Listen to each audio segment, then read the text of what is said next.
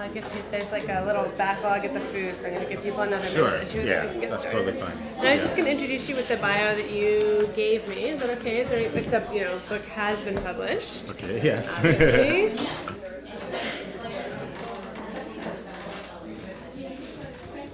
Anything else? Okay. Yeah. Thanks so much for coming. I'll be interested to hear too anything you can say about the difference between working on the two. Yeah, It that's seems what I like was the gonna- method was pretty different. Yeah, And, yeah. How did you first get connected with Mary Marshall? Anne McClintock, do you know her? Yeah. Okay. I think it was through that Yeah. connection. Yeah. That's great. Yeah. And she's back now, and they're back. Anne and Rob are back in Yeah, Europe. yeah. Or like they're I at heard that. Princeton, Yeah, that they're I love how like big the New York commuting area can become.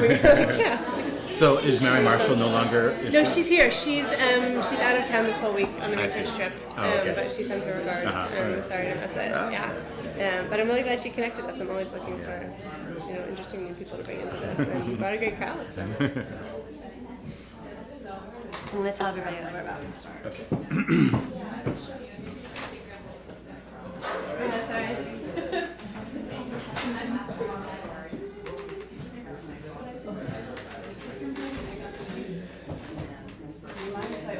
No, not at all.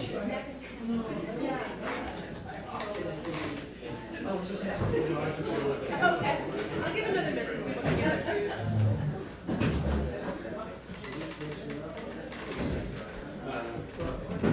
I feel like somewhere on BuzzFeed there's like an article entitled "Suggested Gifs of Graduate Students and THC Students Getting Food at Free."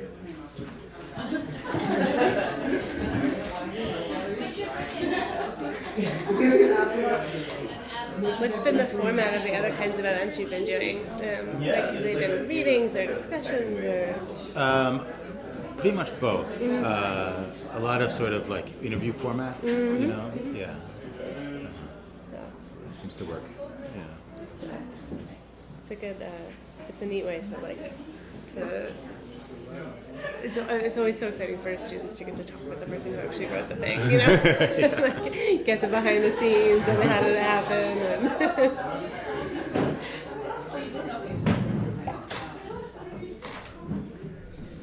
okay, I think we can start. Okay.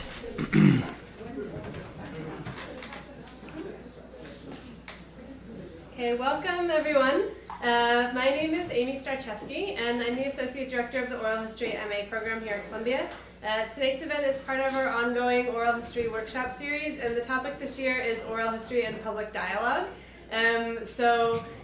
Clearly Moustafa Bayoumi's work is really at the heart of some of the major issues that we're thinking about in our society today, especially here in New York City.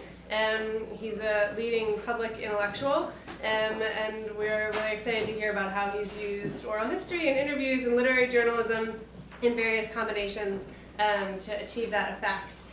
So more formally, Moustafa Bayoumi is the author of How Does It Feel to Be a Problem? Being Young and Arab in America, which won an American Book Award and the Arab American Book for Nonfiction.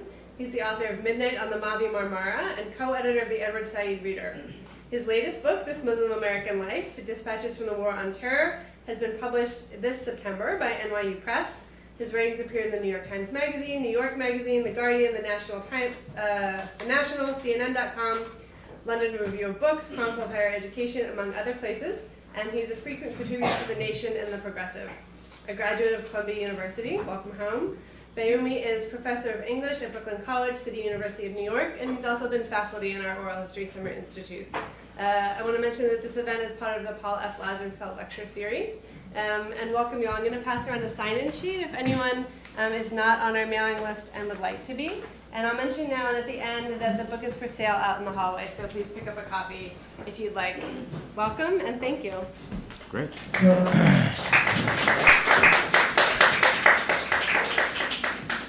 Good evening. Thank you all for coming. It's so nice to see you all here today. I'm here to talk to you, I guess, fundamentally about this book, This Muslim American Life, which is my new book, which has just come out. That's supposed to be me on the cover, by the way. Does this look good? In fact, I'll tell you that there was a, the Brooklyn Book Festival? Yeah, so the NYU had a table at the Brooklyn Book Festival, so they asked me if I would just come by for like an hour and sign books and, be a salesman for a while. So I agreed. So I showed up in the afternoon, and then the people who were working there from NYU Press said, "Oh, you just missed it." And I said, "What?" They said, "Some guy just came by the table and he looked at the cover and he said, 'That doesn't look like Obama.'"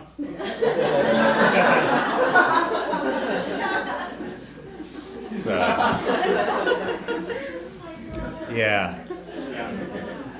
yeah. So that, I think, is actually a way of introducing, the book, frankly, and all of the problems associated, and probably will also be the last time that I'll be compared to Barack Obama, at least directly. But This Muslim American Life is a series of essays. It's an essay collection on a whole bunch of different topics that are unified by Muslim American life as a theme. And it differs in some ways from my previous book. So I had written a book earlier called How Does It Feel to Be a Problem? Being Young and Arab in America. It's actually right there. Yes, that's what that one looks like. Thank you. And, I'll tell you a little bit of the story about why the two different books exist first, which is in around 2005, I suppose, 2005, 2006, I got exhausted by kind of constantly responding to the news of the day. I've been in New York City for a long time now. I came here as a graduate student. But over in Philosophy Hall, actually. This was the other side of the tracks, I guess. And I came to Columbia in the 90s and to do a PhD in literature, and then I got a job at Brooklyn College after that, so I've stayed in New York City for a very long time. And I know what New York was like prior to 2001, and I know what it was like after 2001. And after 2001, it became not that things were terrific before 2001 for Arabs and Muslims in the United States either, but there was a whole different, type. The scale of things is certainly different, and the level of the discursive use of the idea of the Muslim, especially the domestic Muslim, has a new kind of life in the United States. And right after 9/11, too, I was trying to respond in ways that I thought were responsible to the events of the day and the ensuing aftermath, because those of you who were in the United States at that time will know it was a very heady time.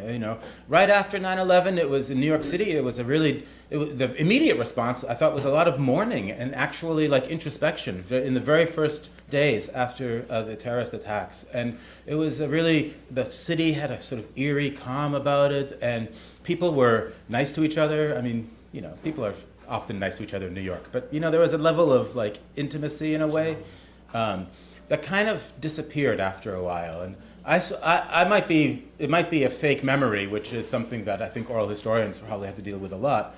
But it seems to me that there was a time when George Bush came to visit the memorial, and then he proclaimed that we're going to get that guy, and he really looked like the sheriff, and like was very resolute and bombastic. That seemed like it was the end of that sort of mourning period, and then it was a new kind of period began right after that. And then of course, there was the war in Afghanistan began about a month following the attacks, and then as soon as the war in Afghanistan began, there was the drumbeat to war in Iraq, and then there was the actual war in Iraq, and then there was so many things were happening like within a very short amount of time, and it was a very complex time to be in this city, just in the United States generally. And I was doing what I could at the time. People were inviting me, community groups, to lecture. People didn't know the first thing about Islam. They still don't, actually, frankly. Most of the people in this country, unfortunately, I think they still, polling data will tell you, for example, that 62% of the American public, it's almost 2/3 of the American public, has never ever met a Muslim. Yeah. I'm pretty sure 100% of the public has an opinion about Muslims. In fact, those opinions are tracked, and it'll tell you that the opinions have gotten worse over these years. They're worse even than they were in 2002, which is when the polling data started catching up to the question. So now, it was right in 2002, for example, the Washington Post ABC News Group did a poll, and they were asking questions like, do you personally harbor prejudice against Islam or Muslims? So they were asking people to self-identify as actually harboring prejudice against Muslims. And 39% of the population said yes to that in the poll. And then by the time we're up to 2010, that's up to about 50% of the population. And those figures have held over these last few years. And so we're basically talking about half of the population now has a very, very negative opinion about Islam and Muslims. Insofar, it goes so far as, you remember when just recently there was that guy talking to Donald Trump at a rally, and he stood up, first question, and he said, "We got a problem in this country." Do you remember this? Yeah. Because I knew when he said that, I was like, hey, I wrote a book called How Does It Feel to Be a Problem? I know what that is. Yeah. We got a problem in this country. I was like, yes, that's me. He said, yeah, it's Muslims. This is exactly what he said, right? And he's like, they have those terrorist training camps and blah, blah, blah, blah, right? When are we going to get rid of them? Right? That's what he said. And then Trump's answer was, yeah, we're looking into that and a lot of other things. Which is extraordinary from a presidential candidate looking into getting rid of a segment of the American population. It's extraordinary. It gets worse, because then another polling group, because I'm just sticking on the polling data for a second, another polling group then went around in, I believe it was Iowa, because it was either Iowa or New Hampshire, because this is where that whole thing was happening, because it's related, of course, to the run-up to the Republican selection for their candidate, right? And so they went around the state, and then they asked this question, which was, should Islam be legal in the United States? Yeah. I don't even know what that means. what does that mean? It's like, oh, if you're caught with the Quran, then you get sent to jail? Like, what does that even mean? Let alone, the idea of freedom of worship. And so the answer, if you add them up between yes and no and undecided, the no is in the, should Islam be legal? So no, right, is like the wrong answer, right? So if you add up the wrong answers, 51% said that Islam should not be legal, or they hadn't made up their minds about it, right? 49% said it should be legal. Wow. So this is sort of the environment. These are Republican voters only that they're sampling, okay? But this is, in many ways, the environment, and it's gotten worse over these many years. But so after 9/11, I was doing what I could in my own limited way to try to write about these things. I was writing op-eds here and there. I was talking to different groups. I was, trying to educate and trying to keep on abreast of what was happening and on top of things. And it was very exhausting after a while. And then there came a point too. It also just sort of feels like a teardrop in the ocean sometimes, And there came a point when I thought, I think that maybe it's time to stop moving by the day's news, and in fact take stock about what's happening to the people in the community themselves. I thought that it would be better, my time would be better served not to just be responding to things, but in fact to try to create a kind of record of some of the things that had been happening. Because I knew a lot of the kinds of stories that were existing inside of the Arab Muslim communities in New York City, and I had been looking for places where they would be represented, and I wasn't generally finding them. And there's a kind of writerly cliche that says that you write the book that you want to read. And I think it was true in my case. I had looked for that book all over the place, and I never found it. And so I decided at one point, you know what, I'm going to try to do that. And so I decided that I would write a book that was in a lot of ways deliberately trying to counteract the kind of increasing dehumanization that I was witnessing regarding Arabs and Muslim Americans. And I thought that the best way to do that at the time was to really write a book that was based on life stories. Because life stories, I don't have to convince people here in an oral history institute, but it seems to me that life stories have a way of directly connecting you. They tap into at least they have a great possibility to tap into the empathetic nerve, you could say, right? Because a really well-told story means that you, in a sense, lose yourself, and for a little while you have to live the experience of somebody else, whether it be fiction or nonfiction. I think that's true. People have told me, and it's always nice when I hear this, that they were reading my book and then they missed their subway stop because they were so interested in the book, and that's sucks for them, but it's great for me, But because that's what I was really trying, what I wanted. I wanted people to have a sense about what it was like to experience life as a Muslim American, as an Arab American. And I thought that the best way to do that would be to really try to tell life stories as best as I could. And so so I had a couple of other variables that were in the mix there too, because whenever you begin any academic or any scholarly or really any intellectual project, whenever you begin any intellectual project, you really have to put borders around it, because fundamentally everything's connected to everything. And so you're just writing about, you'll lose the project if you don't know exactly what you're doing. And so I wanted to figure out exactly what the borders of my project were going to be before I began. And so I knew that I wanted to tell life stories was one of the borders. Another one was that I wanted to base the book very much in Brooklyn, because I wanted to have a specific geography. Because if I'm talking about sort of counteracting the prevailing and increasing power of stereotypes and that kind of thing, I thought another best way to do that would be to really ground it in a very specific geography and tell real stories from a very specific geography. So it seemed like it would be more real in that sense. And I chose Brooklyn for a few crucial reasons. So, some of them obvious, perhaps, like I live in Brooklyn. Other reasons, that was supposed to get a laugh, but okay. But other reasons, like in the year 2000, the Census Bureau actually asked, in a rare moment, about Arab ethnicity, And so we know we have an official accounting of the number of Arabs in the country, according to the Census Bureau from then. And the city that has the largest number of Arab Americans is New York, right? And the borough which has the largest number is Brooklyn.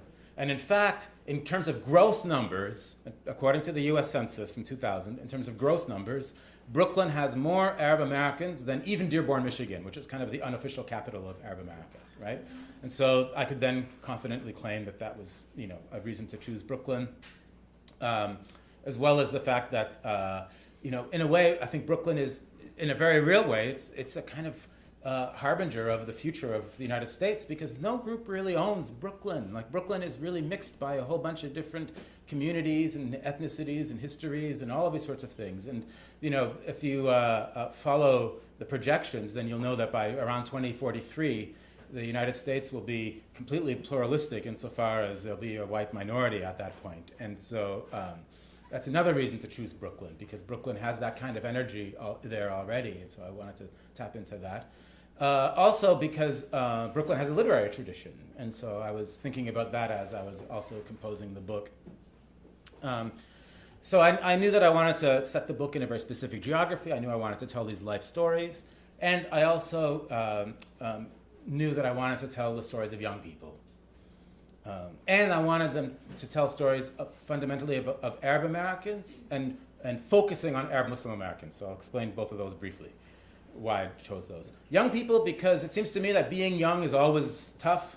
You never know who you are when you're young. You're trying to figure it out. You're trying to know what your own value system is from your parents and from your family structure and all that sort of stuff. You're trying to just know who you are. I think that's true for every young person. But imagine there's a sudden hostility that's like in the general culture at large, just sort of landing on your shoulders at the same time. So I thought that would just be an inherently interesting kind of question to ask. And so I wanted to focus the book also on young people as a way of limiting the project. And then lastly, I decided to, in the beginning when I was writing the book, I was thinking, do I want to write about Muslim Americans or do I want to write about Arab Americans?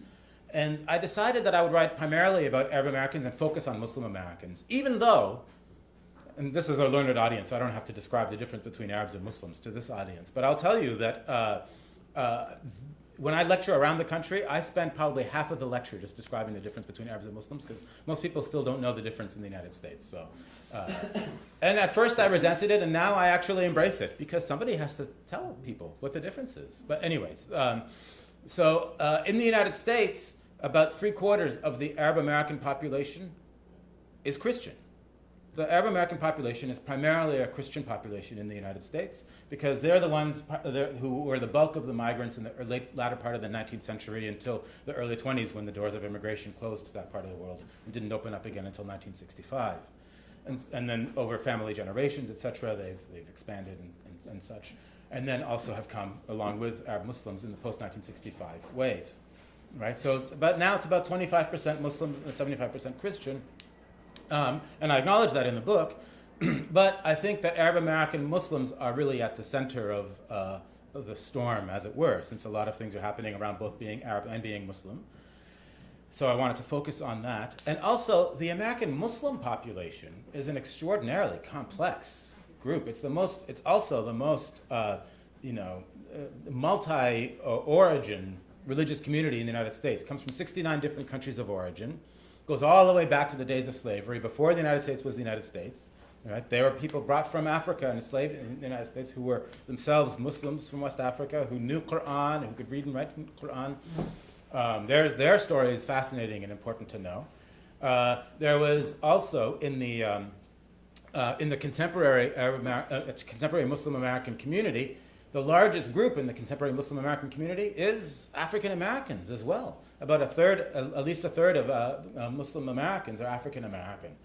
And then after that comes South Asians from India, Bangladesh, Pakistan, etc. And only after that do the Arab community come in. So it's a really, really complicated community, actually, if you want to talk about it, because it's really so many multiple communities.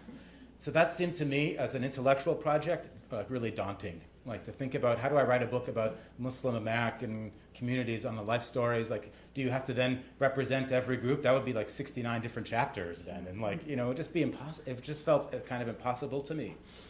So, and a lot of, also because a lot of the, this war on terror is occurring in the Arab region too. And so I thought that that was another reason why it's worthwhile to focus on Arab Americans for the book. So that was back around 2005, 2006, and then I began the project, and my first book, How Does It Feel to Be a Problem, is the result of that. And it was a very gratifying book in a lot of ways to write, because I made friends with the people that I wrote about. I learned about their lives in really intimate kinds of ways. They shared a lot with me, And I think one of the things that really surprised me the most about writing the book is the effect that participating in the project had on the people I wrote about, something I totally had not expected. And I'll give you just one example of that very briefly, which is, in the first book, I am going to talk about this book, by the way, but in the first book, and how does it feel? Oh, thanks. Airmail, air delivery, yeah. The first book, I talk about the story of Rasha. And Rasha was a young woman at the time. She was 19 years old, and she had come from Syria when she was 5 years old. And her family had come here originally on tourist visas and then immediately applied for asylum, right? And then if you know anything about how the immigration laws work in this country, you know that it takes forever. And in Rasha's situation, it took even longer because at one point the family left the country and then came back again. And if you leave the country, you're considered to have abandoned your claim, and so they had to start all over again, et cetera, right? So she had spent essentially her whole life, her whole educational life for sure, in the United States, even though she doesn't have all the guarantees or papers of citizenship. Now she wasn't illegal, as we use that term, or undocumented, because she had actually, her and her family had submitted papers with the government. It was all in process. But it left her in a very vulnerable position, her and her family. In fact, millions of people live precisely in that state every day in the United States. And after September 11th, if you had come from one of these Muslim countries, then you were even in a more vulnerable position. And so in February of 2002, Rasha and her is sleeping in the same bedroom as her sister. They shared a bedroom. Their father had just bought this house in Bay Ridge, Brooklyn. And Rasha had a brother, and her father, mother, a sister, and then she had two younger brothers who had been born in the United States as well. They were like 5 or 6 years old. So Rasha's asleep in her bedroom, and then one night, and she feels there's a woman somebody's shaking her shoulder, and she looks up, and she just sees it's a woman in a uniform, and the woman just keeps telling her, "Get up, get dressed, go downstairs. Get up and get dressed and go downstairs." She's like, "What happened? Why?" The woman just keeps repeating it. Rasha looks over to her sister, who is also woken by the woman. Her sister doesn't know either. She just makes this face, and so they're confused. They don't know. Immediately, Rasha thinks someone has died. So she gets up, they get dressed, they go downstairs, and they see her whole family is actually already on the sofa, her brother in shackles, right? All kinds of men in uniforms and different alphabet soup of law enforcement on their jackets with guns and the lights blazing all through the apartment, walking through. And she's like, "What's going on?" Until finally somebody who looks like he's more of in charge says to her and the family, "You're being investigated on suspicion of terrorism. We're going to take you and investigate you. We're going to interview you and interrogate you. We're going to separate you, the men from the women, and take you to detention. We know about your immigration status. You probably, more than likely, you'll also be deported." She's like, "What? What's happening?" Her father then is pleading with the men. He says, "Look, what's going on?" And the authorities were not going to take the two younger brothers who were born in the United States, okay, because they had the protections of citizenship. So then her father starts pleading with him. He says, "Let me just call my brother. He'll drive from Chicago right now. He'll be here in a few hours." And they say, "No, you have tenants downstairs. You leave the kids there. We're going in right now." So they take the full family in. They separate them out individually, ask them these questions. Rasha says it seemed very pro forma. They weren't, they showed her these pictures. They had been following them for a while. They showed them these pictures, like Osama bin Laden. "Do you know him?" Like, "No," that sort of thing. It was ridiculous. And then they take them to the different detentions. The father to a men's prison, and Rasha and her sister and her mother go off to Bergen County Jail. and her brother gets sent to a juvenile detention facility, her younger brother, who's still a juvenile. And so at this point, Rasha is completely confused, and she's basically just disappeared off the face of the earth. And she doesn't know what's going on. And I say that disappearedness with some level of seriousness. Because one of the things, if you recall, that John Ashcroft did at the time, in 2001, if people were around and remembering at that time, is that there was an executive order passed by the feds that said that they were no longer required to give the names of the people that they were detaining in the 9/11 investigation, right? And so lawyers didn't have that regular access to the court records to find out who had been detained.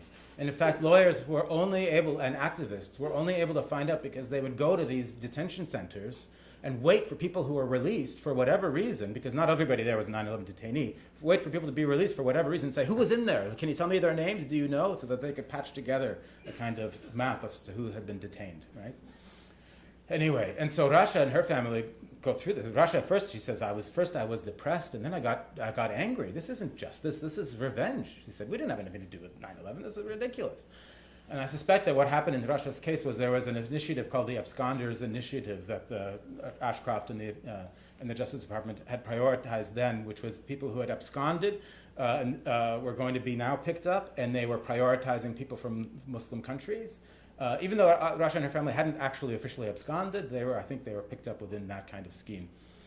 And Rasha and her family spent about 3 months in prison. They moved from one prison they were moved from one to another, and then eventually one day they were just finally let go without a word of apology or anything like that. And in fact, the man processing them out said, "Oh yes, here's your asylum claim right here." And they went back to their home, and it was like it had snowed with dust, because everything was just how it had been, but there was just like a level of dust all over everything. And so Rasha told me this story, and it was an incredibly difficult time for her, and an incredibly generous thing for her to actually share this story with me. And I was so moved by the story too, and I wanted to make sure that I told it correctly. So one of the things that I did, since I'll focus a little bit on method, since we're here at the Institute, one of the things I also did, and I didn't feel like this was, I think this is something that people can talk about if they're involved in kind of oral history or journalism or writing projects, whatever. But one of the things that everybody asked me, who I wrote about in the book, one of their first two questions were, are you going to use my real name? And I said I was just using first names, and you could change it if you want. And the second question was, can I see it before it's published, right? So I accepted the second part. I said, yes, I will show you a draft. I said, I'll show you a draft before I send it to my editor, and then I'm not going to show you after that, right? But so things might change, but you'll have a good sense of generally how it's going, right? And everybody agreed to that. And I wanted to do that also, frankly, for fact checking, because people tell you their stories, and sometimes they forget facts, so I might have heard it a little bit wrong or whatever. So I had also a very specific reason for doing that. But I was always really scared, because I didn't know what that was going to happen at any time. Was somebody going to withdraw their permission after they read their story or something like that? Nobody did, but I was always very scared about that. And what I also did was in this electronic age, I always just only gave a paper copy too, because I didn't want things to circulate necessarily in another kind of fashion. And so at this point, Rasha, when I was interviewing Rasha, she was thinking about becoming a teacher, right? And so I had written this story of her life, and then I'd given it to her, and I was very nervous about what she was going to say. And then we met one day just so she could give it back to me. And so she gives it back to me. She's like, I really liked it. And she had actually graded it. She's like, it's the first paper that I've graded. She gave me an A+. So she was like, I like how you make the connection to Japanese internment here, and things like that. Like, it was really great. So, but the more surprising thing for me happened when the book was published and just after, which was, in the publishing world, they like to do this thing that they call first serial, which is they'll take a little bit of a book and then they'll try to publish it in a magazine somewhere so that it'll test people's interest or like whet their interest, and so people will then want to buy the book and all that sort of stuff, right? I'm sure you've seen that a lot, right? You see it a lot in all these kinds of magazines. So I was fortunate enough that in my book was first serialized. It was first serialized in New York Magazine, right? And so, and in fact, in another newspaper in Abu Dhabi, 2 different parts of the book were first serialized, so that was nice too. And so, so the New York Magazine decided that they wanted to first serialize Rasha's chapter, right? And so I was like, okay. So then it's about 11,000 words long, and they want 3,000 whatever words. So they're responsible for cutting it. I just have to make sure that it's all right, and et cetera, et cetera. So that was great. It's all great.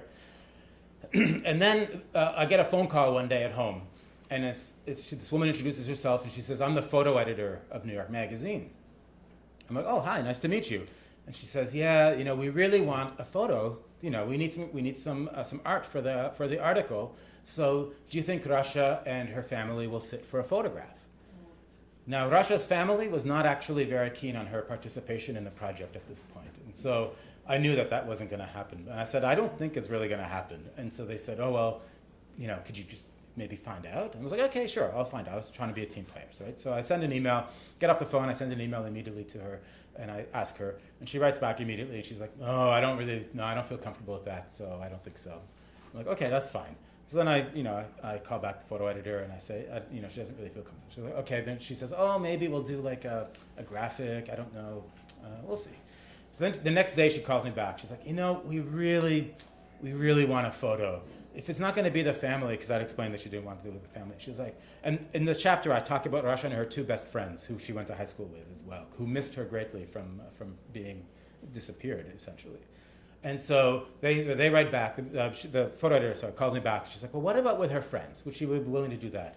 I said, "I don't know. Maybe I'll try." So I write her again an email. I said, "You really don't have to say no. I'm not trying to put pressure on you. They just asked me to ask you. If you want to do it, feel free. I'll go with you if you want or not, whatever, And then she writes back and she says, "Okay." So I was happy. I was surprised and happy. And she was like, "Okay, she'll do that." So then I call her back after it was done, and she's like, "Oh, it was so much fun." Because, she's like a young, 20-something at this point, and she's getting her photo taken for a magazine, and, it was fun. So, and then, but then she's waiting for the story to come out, right? And I told her that the story was going to come out. And then I knew the day that it was going to appear, and then I was like waiting, for it to appear, and then it appeared online, and it was going to be the same day that it was going to appear on the newsstands, whatever. So that morning, like 2 a.m., whatever, I was up, and I sent her an email, and I said, "It's going to be out today, just so you know," after it was completely confirmed. And so then the next morning, I go to sleep, and I wake up the next morning, and at this point, she's already at work. She's working at a legal office at this point. And so then she's writing me from her work, and she says, "Yes, I know it's out. People have been stopping me all day saying, 'Do you know you're a New York Magazine?'" And then her response, in all capital letters, was, "As if I didn't know."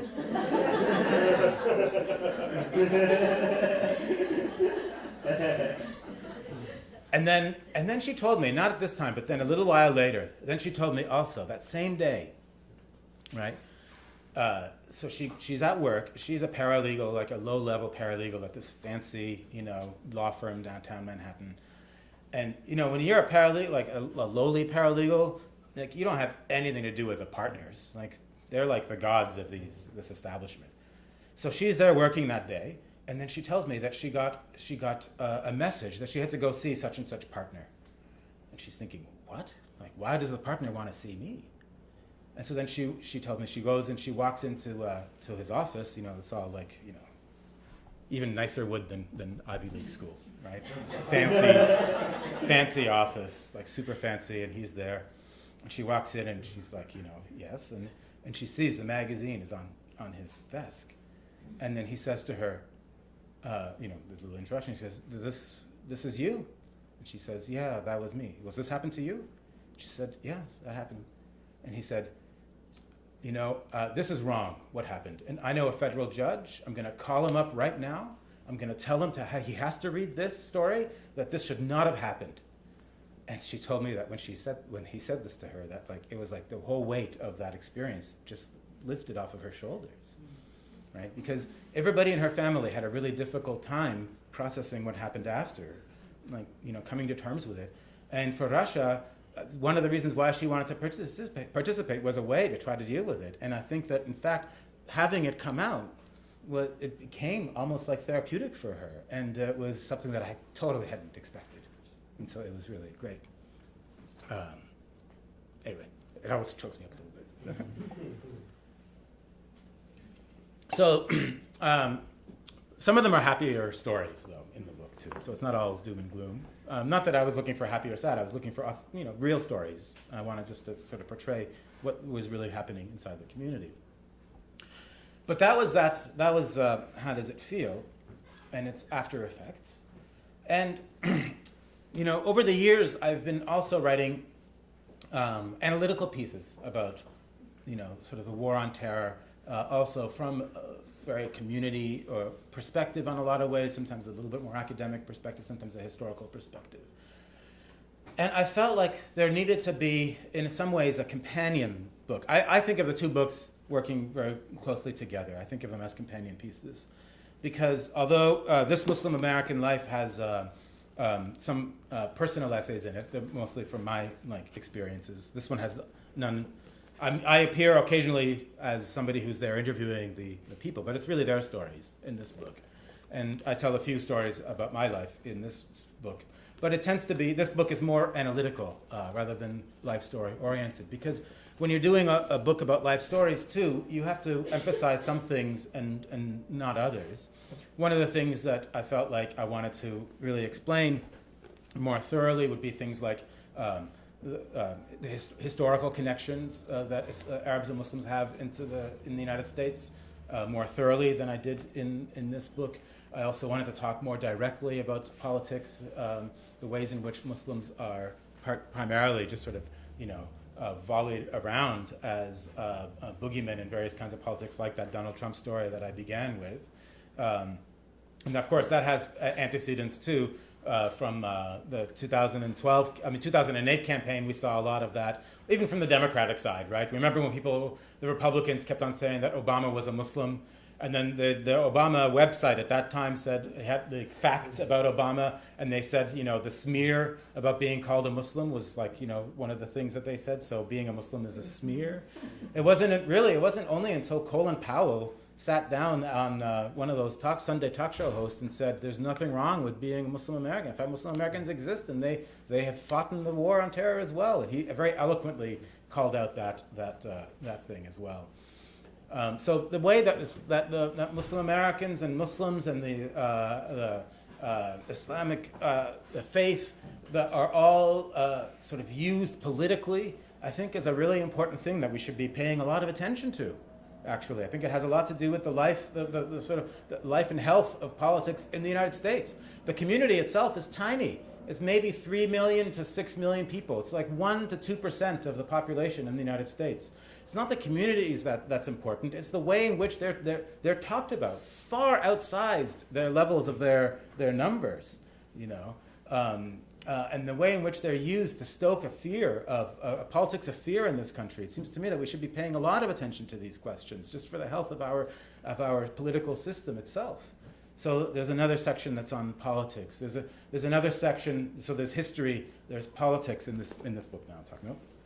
There's a section on history. There's a section on politics. There's a section on theory, and by that I don't mean like Michel Foucault and Jacques Derrida. God love them both, right? But I mean essentially sort of the neo-Orientalism of today's world too. And so I want to look at Orientalism again. I was fortunate to be a student of Edward Said's here at Columbia, so I feel an intimate connection to that text. And so I want to think about the ways in which, for example, I think that there's a lot of sort of new Orientalism that's around in the airwaves today. People who are going to explain Islam to you as if every action that ever comes from the Muslim world has nothing to do with the fact that there's violence and bombing and warfare, but only and always has to do with the fact that there's an Islamic Quran, like a Quran, and that people will just doctrinally, become terrorists because it says so in the Quran, which it doesn't say that. Just so you know, yes. You see what I'm saying. And what's innovative today, I think, in a lot of ways too, is that many of the leading practitioners of Orientalism today are themselves sort of Muslim figures, like people like Ayan Hirsi Ali or Irshad Manji present that kind of image And so I talk about that. I think it's very different than the kind of Orientalism that Edward Said had looked at in his book, for example. And then the last chapter is I talk about the idea of Muslims in culture too. So popular culture and in films and TV shows and these sorts of things, because that plays an enormously important role in how people's ideas are formed in this country as well. You know, and so I want to really describe a kind of war on terror culture in the book. And you know, what I mean by that is I think that we haven't really sufficiently come to terms with the ways in which the war on terror has sort of authorized really so many changes in our political and cultural system, whether it's about, you know, sort of novel ways of racializing people, new ways of spying on people and justifying them, new ways of thinking about Orientalism, like there's a series of kind of the ways in which our whole culture has really shifted since the beginning of the war on terror. And we don't think of it as a war on terror culture. And I think also, generally I don't think, and I think also that it's all connected. The way in which the courts look at questions around Muslims are very similar to the ways in which the culture and the politics, they're all interconnected. And I think one way of thinking about it is, if I were to ask you, can you describe what a Cold War culture looks like from the United States? I bet you would be able to think of a Cold War culture. And it means a very specific kind of, you know, cultural product, you know, a kind of way that we were painted the Soviet Union as looking like this, and the ways in which our laws were also very much sort of oriented around sort of anti-communist laws, and all of it sort of like the way that unity of all of those different forces sort of working in synergy together to create a kind of Cold War culture. Well, I think we actually have the same thing right now. We have a kind of war on terror culture. We have to think about that kind of the ways in which all of these elements unify. Not conspiratorially, it's just the function of the society this way. But so we want to, I think my book is an attempt to kind of actually intervene in that orientation as a way to try to, you know, throw a crowbar in the speeding train I'm throwing a crowbar on the tracks of the speeding train of war on terror culture. How's that? Does that work? Yeah? So, okay. So, in an attempt that we can like actually see it for what it is and try to intervene in it. And so the book tries to do that on a lot of different realms. So maybe I should read a little bit, and then that would be, where should I read from though? Let's see. And then we can have some questions.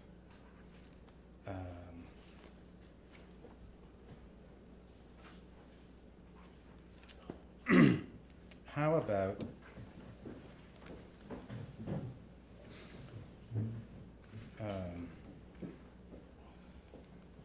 so here's an example of how overwhelming war on terror culture can get, okay?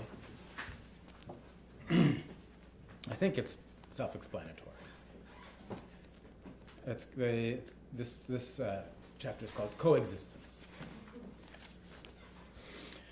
I was made aware of Moustafa Bayoumi exactly 3 months ago when, in a fit of egomania, I Googled myself. I do this only rarely, which is to say only a few times during the day and when I'm at my computer, but never at night or when I'm out with friends, because that would be rude and also self-centered. Yet through this limited experience, I've learned that it's useful to type alternative spellings to my name, such as Moustafa Bayoumi, M-O-S-T-A-P-H-A, Moustafa Bayoumi, M-O-U-S-T-A-P-H-A, or even Moustafa Bayoumi, B-A-Y-O-U-M-Y, into the search engine's inviting rectangle. Like everyone else, or so I imagine, I feel a kind of ontological concordance between the arrangement of letters that make up my name and the person I believe myself to be. But since my name is of Arabic origin, all Romanizations are approximations. What this means is that perhaps unlike people who have always existed first in the Roman alphabet, I see myself equally in the alternatives. It's simply a question of transliteration. Spell me however you want, because all versions somehow revert back to their Arabic ancestor. As with most things, Google confirms my suspicions, since I invariably find listings about me in surrogate spellings. There are multiple versions of me out there, but they are still me. Google further corroborates another one of my pet theories, by now a belief held by many people, but no less significant because of its nearly universal acceptance. I refer to the idea that existence today is predicated on the algorithms of a company based in Mountain View, California. If it's not on the internet, it's not really real, or at least not real in any real sense, which means sharing it across time and space. Being present in the world is no longer enough. Being able to represent yourself to others provides its proof of life, which is a phrase I learned from watching a movie starring Russell Crowe and Meg Ryan. Speaking personally, this is why finding myself on the internet is existentially comforting. It makes me feel not just present, but alive. I would be lying, though, if I didn't admit that this feeling comes with a twinge of anxiety attached. What if, for some odd reason, I no longer showed up on Google searches? What if all those electronic traces of me simply vanished one day?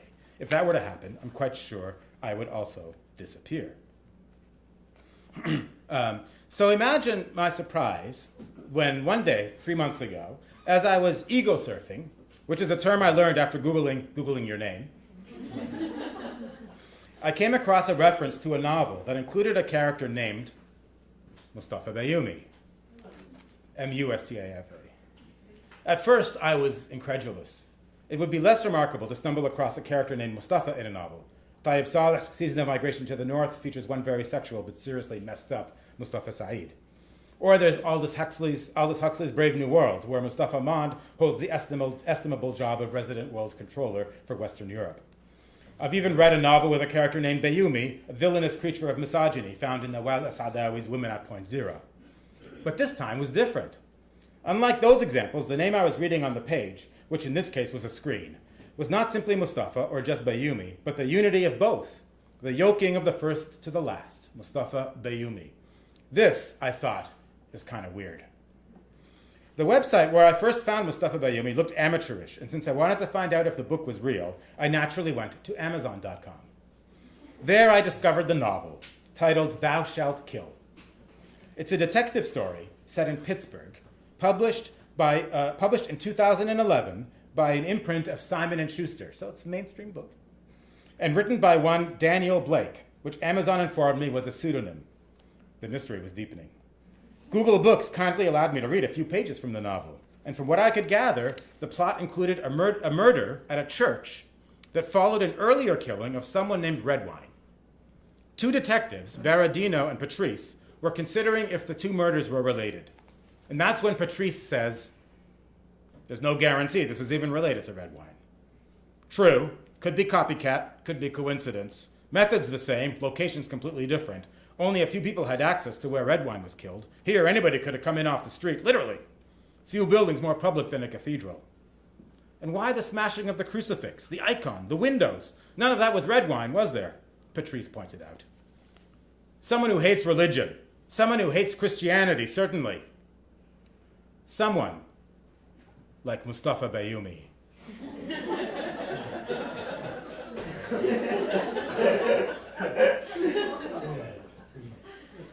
Baradino glanced across at Patrice. He seemed pretty hostile to it, for sure.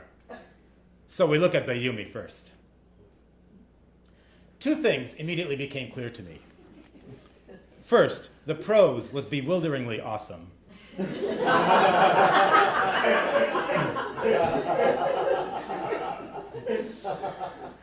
Second, I had to know more. More about this book, more about Daniel Blake, and more about Mustafa Bayoumi. Who is this Mustafa Bayoumi? And is he at all related to me, Mustafa Bayoumi? I've written a book, published a bunch of articles, I've even won a couple of awards. I have no quarrels with Christianity. Some of my best friends are Christians. And by Google, I know who I am. But now I discover that Christianity-hating Mustafa Bayoumi is suspected of murder. Perhaps Daniel Blake had it in for me. Or was this some sort of backhanded compliment, a sign of arrival, as it were? Should I feel insulted or proud? I began questioning my responses. Did I want fame or infamy? It was hard to choose. What I knew is that I wanted my own copy of Thou Shalt Kill. I could have downloaded an ebook version right away, but a used copy was available for 1 cent plus $3.99 shipping and handling. So I placed the order for $4, wondering if Mustafa Bayoumi was as cheap as I am. There were resemblances. Mustafa Bayoumi is of Egyptian origin, and so am I. Both of our fathers were professors. Mustafa and I are both educated. He's a chemistry student at Pitt. I'm a professor of English at CUNY. But there were differences too. Mustafa is younger than I am. He had, quote, cheekbones you could cut your wrists on, hair blacker than Reagan's when he'd been hard at the Grecian 2000, and a neatly trimmed beard. He also, quote, looked substantially more black than Arab. Whereas I shave my graying beard to look younger, usually. Have non-suicidal facial architecture, and appear more Arab than black. His father, who died due to a doctor's malpractice, was named Abdul. This confused me, because Abdul is not really a name in Arabic. It's only part of one. Abdul, which means servant of, is the first section of a compound name and is always followed by one of the 99 attributes of God in Arabic. Abdul Jabbar, for example, means servant of the Almighty. Mustafa Bayoumi must know this, so why was he letting Daniel Blake represent his family this way? Mustafa was also angry, really angry. He thinks that we Muslims, quote, must fight and kill the infidels wherever we find them. We must capture them. We must lie in wait for them in every place. Fight against them till there is no more oppression and all worship is devoted to Allah alone. I've seen Muslims like Mustafa before on TV, so I know they are out there. But I like to think of myself as a little more level-headed than Mr. Bayoumi. Luckily, Daniel Blake has provided a counterpart to Mustafa, an attractive female Lebanese-American assistant DA and love interest of Detective Patrice named Amberin Zarhouni, who wears a hijab but loves the pork in her Cuban sandwich, which confirms not only her lack of Islamic zealotry, but also her liberal attitudes regarding communist food.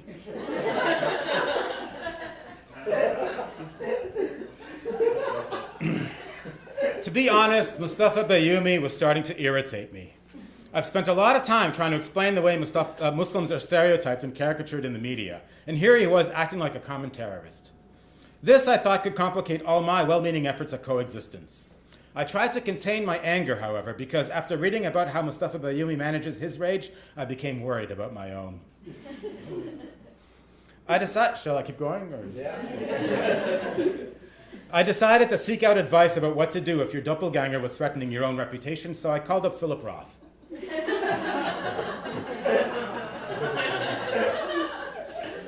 Who once had a man impersonate him all over Jerusalem, and he agreed to meet me on the Upper West Side of Manhattan. By the way, Philip Roth is not the famous writer, that's Philip Roth. P-H-I-L-L-I-P versus P-H-I-L-I-P. But a character I made up who coincidentally looks remarkably like Philip Roth. It was a cold December day, and he was sitting on a bench in Riverside Park, Operation Shylock on his lap and his cell phone in his hands. He nodded as I introduced myself, and then I went on a rather long-winded explanation about who Mustafa Bayoumi is and how his extremist ideas threaten to undermine my own reputation. Do you know I haven't read a single book since I got this iPhone? Philip Roth said after I finished. I'm sorry, Mr. Roth, but did you hear what I said? If you have one, it's just impossible not to play with it. He got it.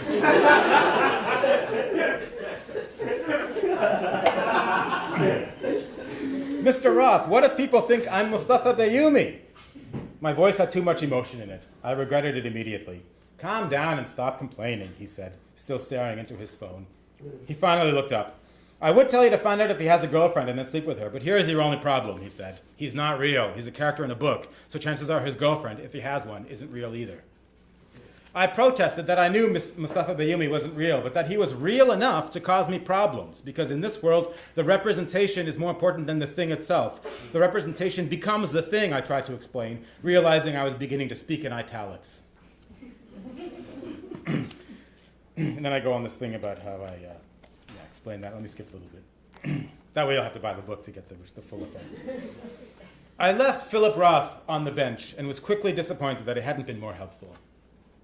I headed toward the subway when somebody who looked very familiar walked quickly up to me. After a split second, I recognized him. Mustafa, I said. Mustafa, he said. We hugged. I felt like I had known him my entire life. I had so many questions for him, including why he was on the streets of New York. But before I could say anything, he spoke. Listen, Mustafa, I've been looking for you, and I don't have much time left. I have something for you. He took out an envelope and placed it in my hand. I want you to take this and make sure you get it published. Do you understand? I'm just a chemistry student, but you're a writer. You know how to get things published. And make sure it's online, so not Harper's. And not behind one of those shitty paywalls either. I hate those. Everybody does. What is it? I stole it from Daniel Blake's desk. Daniel Blake, by the way, is some dude named Boris Starling. He's not even American. He's a friggin' Brit trying to pass himself off as today's Raymond Chandler or something. But he's no Walter Mosley for sure, and no Chester Himes. I mean, we're all just so predictable. But that's all you get today because of the rules. I was trying to keep up. Wait, so what are you giving me? The rules. I swiped it from his desk. I looked at him without saying anything. Don't tell me you don't know about the rules. The 11 rules for writing Muslim characters? You've heard about them, at least. I shook my head. Jesus, Mustafa, how useless are you? Really, why were you born? As a joke by your creator? I thought you at least would know about the rules. The rules! Mustafa Bayoumi was starting to creep me out. Just make sure they get published. Everyone should know they exist. We'll blow Hollywood's secret wide open. And it's not just Hollywood, it's writers too. And TV, specialty TV. They're all just told what to follow the rules. And they do. That's the saddest part of the whole fiasco. They just do as they're told. Don't tell me you haven't wondered why there's this incredible consistency in representation. Ha! That sounds like a phrase you would use. He took a breath, but before I could say anything, he started speaking again. Anyway, I gotta go. I won't be around much longer. And remember, no paywall. He gave me another quick hug and then disappeared up Broadway. I stood for a minute thinking about what to do, and after deciding I had no idea, I took the stairs down to the 72nd Street subway station. I boarded the number 2 train for Brooklyn, which thankfully wasn't too crowded, so I was able to sit down. I took out the envelope Mustafa had given me. Inside was just one sheet of paper, which I am reproducing for you here as per Mustafa's instructions. The 11 Rules for Writing Muslim Characters by Abdul.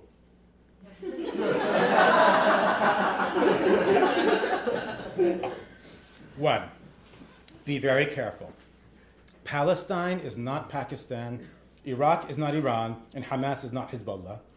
Iranians are not Arabs, Turks are Turks, Farsi is Persian, which is not Arabic, Shia is the same as Shiite, and Sunnis and Shia are not ethnic groups like Kurds, who are both Sunni and Shia, or Shiite.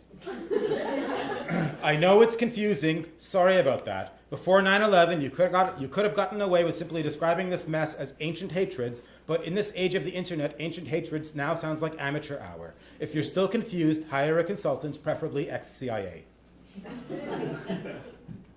2.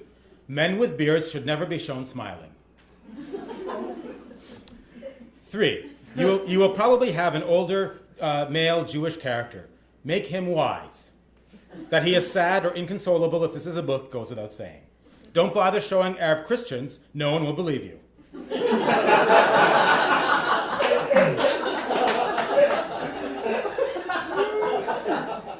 Same goes for Indonesian Muslims. 4. Always have someone, preferably the wise Jewish character, say that not all Muslims are terrorists. That way the association between Muslims and terrorists will be cemented. Very useful. 5. Be sure to have at least one good Muslim character, preferably one good one for each bad one. People will then say your film or book is balanced, when in fact, as you know, its function is more akin to an alibi. Besides, 50-50 are pretty good odds that half of all Muslims are terrorists. See above. 6. Black Muslim characters, excellent idea. Also valuable in film because African American men look angrier when wearing kufis. And African American women are photogenic in white hijabs, appearing like Florence Nightingale's, but not. However, and this goes for both books and films, be careful not to have too many of them in major roles. This will only confuse the viewer/reader if the Muslim character's rage derives from race or religion. 7. When establishing the Muslim character's motivation for the deplorable act to come, make sure the U.S. government is responsible for some reprehensible action in the past, either at home or abroad. Strive for moral ambiguity. The only thing better than moral ambiguity is contrived moral ambiguity. 8. When you have good American Muslim characters, make sure to exaggerate their Americanness. Playing sports like football or basketball, less good, too black, and consuming bubblegum pop culture are good for this. 9. When you have bad American Muslim characters, make sure to exaggerate their foreignness. Spicy cuisine and suicide vests are good tools for this. 10, there will be sex. Muslim men are very charming and very sexy until they kill you or someone else.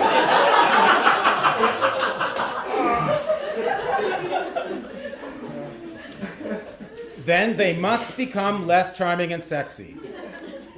If a Muslim woman is sexy, she must have a domineering father from which she seeks to escape, often, though not necessarily with help from her infidel boyfriend. Such Muslim women should wear hijabs only in family situations and always awkwardly. Number 11, white converts hate their families and America. What kind of list was this, I thought? Was this for real? Had Mustafa, in his own Muslim paranoia, just made it up? Or had someone else written this list and passed it off to him as authentic and he fell for it? Who the hell was Abdul? Had Daniel Blake written this too? I was getting nowhere thinking about the rules, so instead I pulled out Thou Shalt Kill from my backpack and began reading where I had left off. Detectives Berardino and Patrice were again on the case, and Mustafa Bayoumi was already back in Pittsburgh. He had gone to a Steelers game at Heinz Field wearing a suicide vest. It's in the book. Amazingly, Detective Berardino had figured out Mustafa's evil plot just in time and was frantically calling Patrice, who coincidentally was at the stadium. Berardino finally got through to Patrice on his phone. Mustafa Bayoumi, he's there at Heinz Field. He's going to blow himself up, Berardino told Patrice. As I was reading, I found myself hoping Berardino was wrong, but I knew he wasn't. The mood was tense. Would Patrice find Mustafa and stop the terrorist attacks that could kill hundreds of people? I would be lying if I said that my heart was not pounding. Patrice went to the control room, first to talk to the stadium staff. We've already checked the ticket sales rosters, said one of the stadium staff. There's no record of Mustafa Bayoumi. He then used the security cameras to scan the crowd. Quote, he ran his eyes from screen to screen, skimming the sea of faces. Bayoumi's skin tone would not be enough to mark him out. Bayoumi looked more black than Arab. That's what it says in the book. And plenty of Steelers fans were black.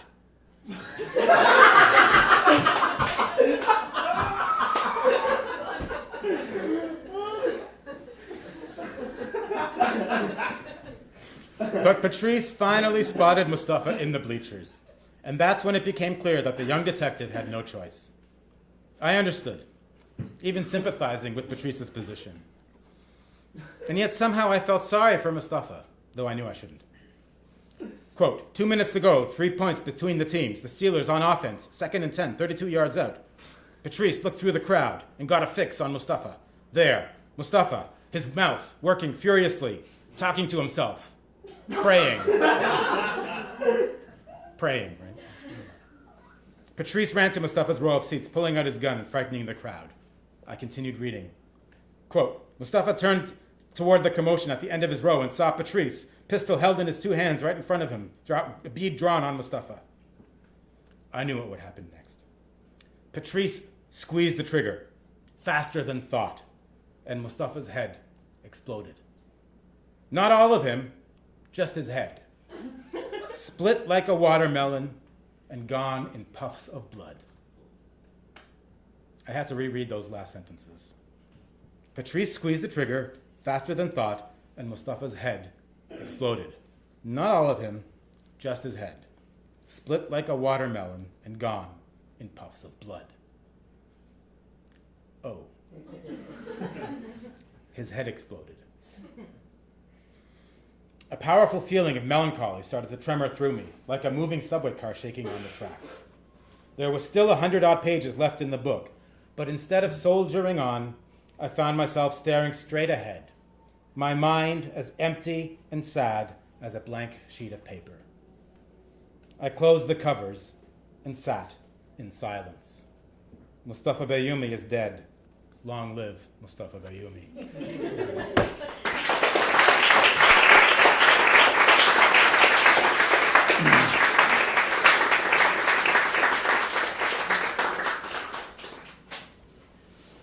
Do you have any questions for me or Mustafa Bayoumi?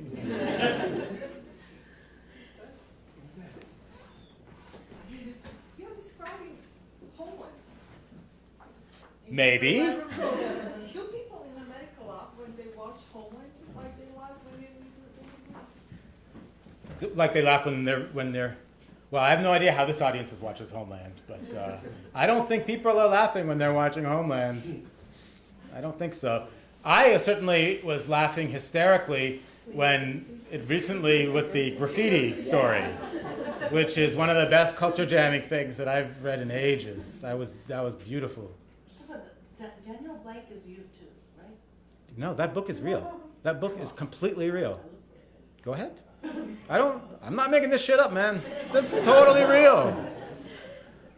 Now the rules, yeah, but Daniel Blake is real. Thou shalt kill. Don't buy it. You can rent. There's a penny version, I'm sure, somewhere.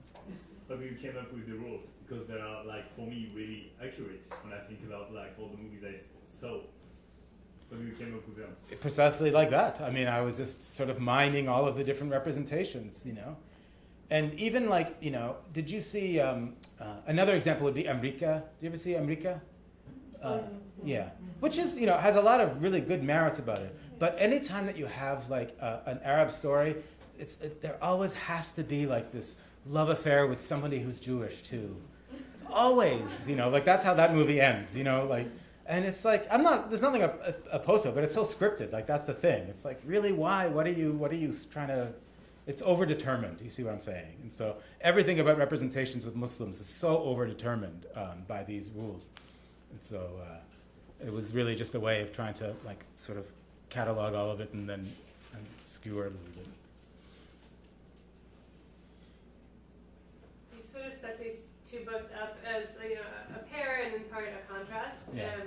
And it's interesting in both of them. You're kind of in the essay that you read, writing with other people's words. Yeah. And I've heard people talk about oral history that way Mhm. before. Can you say a little bit more about what it was like to do that kind of writing for the first book? Oh, well, in the first book, I mean, you feel a tremendous amount of responsibility to stay completely true to their words and interpret them, narrowly, so that you have this. When I was writing How Does It Feel to Be a Problem, I initially thought that, let me put it this way: when you write a nonfiction book, the way that it works, if you're getting it by a trade press, by like a mainstream press, usually is that you write a book proposal, right, and then you write a sample chapter, and then you try to get an agent, and then your agent then shops it around. If you get an agent, then the agent shops it around to different editors at a specific moment, right? So you don't have to have written the whole book, but you have to have a sense of what the whole book is, right? So I knew that I had this idea for the book, and so I went to a bunch of different people. I had all of the people that I wanted to write the book about in agreement that they were going to work with me, and then I wrote 2 chapters before my agent shopped it around, right? And I wanted to do 2 chapters to show how different the chapters were from each other, so that they wouldn't think that I wanted the difference to be apparent as a selling tool for the book too, because that was an important part of the book, that all the stories are different. So what that meant though was that books also take a long time to write, and so initially, I had everybody's agreement that they were going to work on this book. I had written 2 out of the 7 chapters, and I thought then when I got the contract to actually complete the book, well, maybe I can then write some of the chapters concurrently, right? I had some time. I was out for part of the time I was writing the book. I was on sabbatical, and so I had time. So I thought, maybe I can spend Monday to Wednesday on this chapter on my head, and Thursday to Sunday in this whatever, something like that. I found out there's no way I could do that. That was completely impossible, because you enter into a story. My whole headspace just got into the story completely, and there was no way that I could leave my head. And I don't have enough of imagination to do that. And so you feel a kind of responsibility to the story being told to you. And I think I reflected the stories very accurately, but I also was recalling a lot of things that just in my own life were happening. So to try to get the sort of the sort of emotional quality in a sense, right? And so and each story has a certain kind of emotional resonance on a different level. So I just couldn't do it that way. So what that also meant was that some of the people, I took me a year and a half before I contacted them again to say, remember me, we were going to do this book, whatever like that. And so it was, it really was impossible to do to do it any other way because I think I felt so bound by their words, in a sense. I don't feel so bound by Daniel Blake's words, but every word that I quote from Daniel Blake is directly from the book. Yes. So. This is wonderful, wonderful presentation. I hope I don't go on too long, but it's so stimulating that I wanted. Last night I attended a seminar on Hurricane Sandy in the city at the end of the climate warming, etc. And the leading historian of the bunch raised an issue that was interesting. I mean, it's a similar kind of issue here. That he first started off by saying that the chances of a Hurricane Sandy ever happening again are very slim. And 9/11 will never happen again. It really will not happen again. That in the long term, these will fade as historical, interesting points, like the Chicago fire and the San Francisco earthquake, etc. But in terms of the Muslim American community or the Arab American community, it's not unique. I mean, there is a history of with the Irish, Completely, with yes. the Germans, with the Jews, etc. There is a history, and it kind of plays itself out in a literary trope where you have, on the one hand, you have the dangerous character and the fool, like Charlie Chan on the one hand and Fu Manchu on the other, Right. and the rapist and Stephen Fetchit. Yep. So you have this kind of interplay. Now, what is different here, I think, is your ability to do field work. Because what has happened in terms of collecting oral history narratives over the past 50 years, I've been at this for a long time, is that we've moved from narratives of action to narratives of experience. And what we don't have of the Irish and of the Germans, and what we do have of the African Americans because we have the slave collections, Right. we have now the ability to get narratives of experience. Mm-hmm. So what you have collected are the narratives of experience. Mhm. So that 50 years from now, people are going to know what the experience of Muslim Americans was in this time of stereotypical violence, etc. In the sense that we will never be able to figure out what it was like to be Irish during the Molly Maguires. What was it like to be German during the Haymarket experience? But we will have now, because of the oral history and because of the nature of the change in narrative interest over the past 50 years. Yeah, that's a really interesting point, actually, and I think it's. I really appreciate the point, and it's also important to note that the Columbia's Oral History Institute has collected also has a voluminous collection of post 9/11 oral histories as well. Am I not mistaken? Yes, Yes. you're right. Yes. With a specific focus on everything that's happened around Guantanamo. Yeah. Yeah. So I think you're completely correct, and I hadn't thought about that before. What Yeah. you were talking about, Yeah. just racing through my mind as you were talking. Mhm. It's a wonderful presentation. Thank you. Thanks. Yeah. Yes. No. I would like to thank you for this really, it was very interesting. You mentioned about Russia's, the reactions towards Russia's story, Yeah. or at least a reaction, and which relieved her. I'm curious to know if there were any negative repercussions for other characters in that book. I mean, when their stories were published. So, I said that there were two questions that I asked them before that they all asked me beforehand, which was, are you going to use my name and are you going to let me read it? And so I told you about this, are you going to let me read it? So my response to the first question was, I'm only using first names and I can change identifiable features if you want, right? And so one person did ask me to change the name, so I'm not going to tell you who that is because that would sort of defeat the purpose, right? But also, when I gave the chapters to the people and asked them for comments, one person did write back and there was only, at one point did somebody say, you have to change this. And that was because in the chapter, the first draft of the chapter, I had described this person as at one point being, as this person had described themselves to me, as at one point being overweight and having a lot of acne.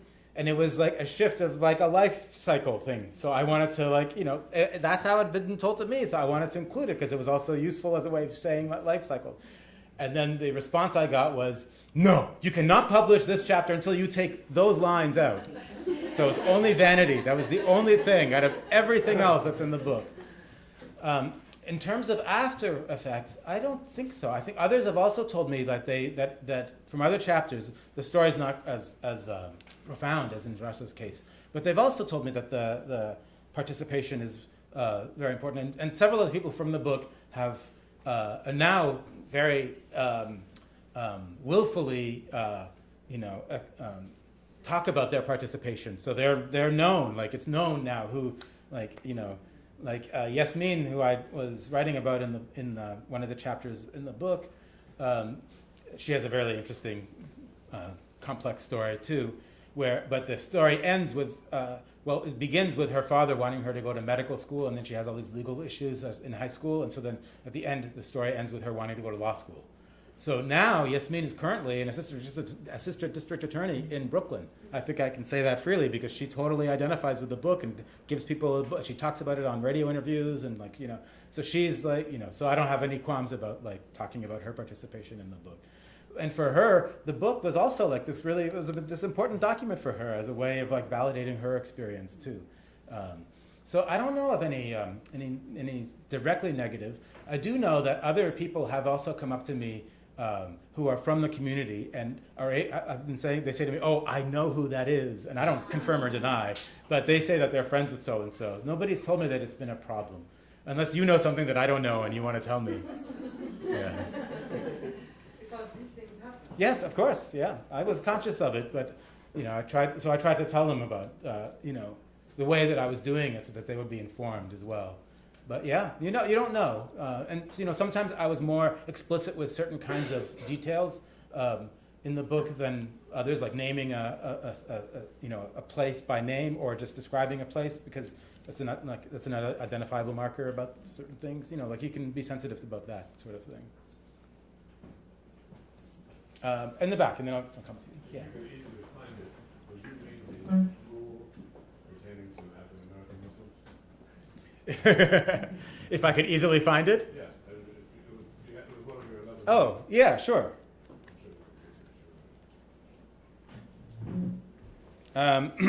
Black Muslim characters, excellent idea. This is the one, yeah? Also valuable in film because African American men look angrier when wearing kufis, and African American women are photogenic in white hijabs, appearing like Florence Nightingales, but not. However, and this goes for both books and films, be careful not to have too many of them in major roles. This will only confuse the viewer/reader if the Muslim character's rage derives from race or religion. The interesting thing to me about that is that in the black community, people who are of the Islamic faith, Yes. whether they're from the original Nation of Islam, Yeah. in the 30s, or if they're post-Malcolm X era, where they became just Sunnis, Yeah. black women, they're considered in the community to be among the most peaceful people. Yeah. So it's fascinating. Of course, everything's about respect. Yeah. When I walked the streets of Istanbul in the late 60s, the Turks, who I know are not Arab, would call me Arab, Uh-huh. because I had darker skin. Yeah. Yeah. But to them, to the average, so many times it was Arab, Yeah. 2 years. It's all a matter of perspective. Yes. Yes. The little thing that I always think of in Yeah. a conversation like this, Uh-huh. most Christians in this country have no clue that the term Allah means Yeah. the one true God. Yes. And it refers to the same God. Same God. Abraham referred to. Yes. Yeah. No clue. What Christian Arabs use to say God? Allah. Yeah. Yeah. Yes. And it's really very confusing for some of us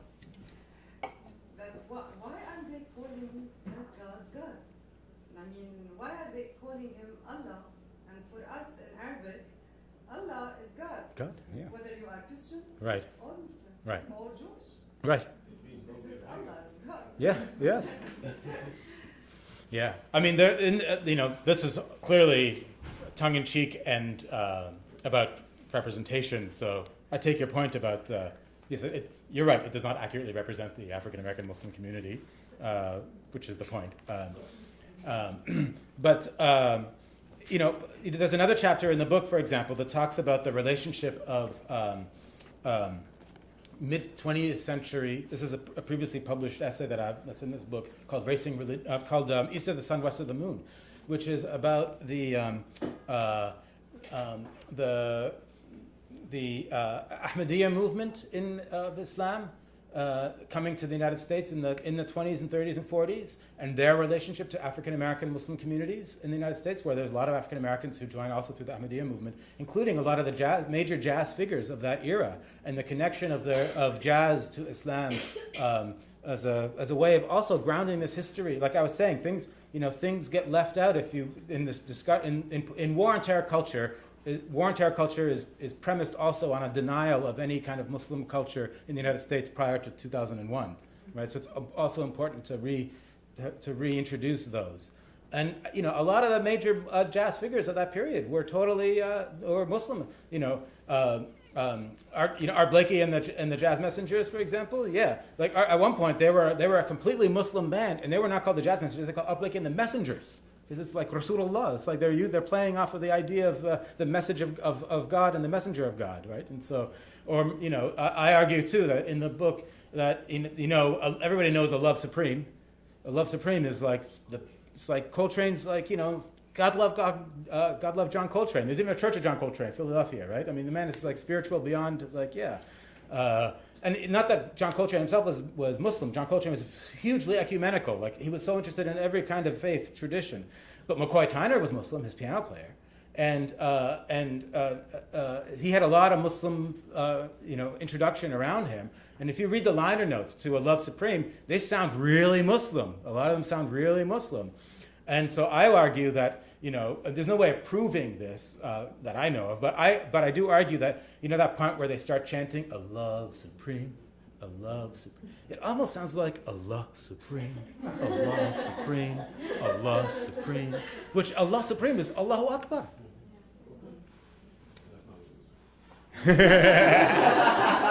Even if you don't accept that, the rest of it's totally provable. So.